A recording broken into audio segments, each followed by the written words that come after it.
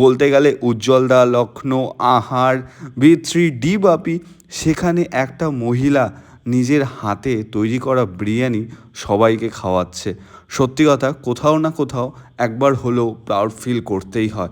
তাই আমি সবাইকে একবার হলেও রিকোয়েস্ট করব, যারা মধ্যমগ্রামে আছো বা মধ্যমগ্রামের আশেপাশে আছো বা মধ্যমগ্রাম থেকে দেখছো তাদেরকে, বা দূর থেকেও যারা দেখছো তাদেরকে একবার হলেও রিকোয়েস্ট করব সোমাদির এই বিরিয়ানি খেতে আসতে।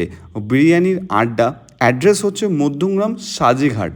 হ্যাঁ, মধ্যমগ্রাম স্টেশন থেকে যদি অটো ধরো বা টোটো বা ভ্যান, তাহলে বলবে সাজিঘাট, একদম সাজিঘাটে নামাবে। সাজিঘাটে যে বটতলার ঠিক পাশেই কিন্তু বিরিয়ানি আড্ডা। বা সোদপুর থেকে যারা আসতো অটোওয়ালাকে বলবে সাজিঘাট মোড়ে নামবো।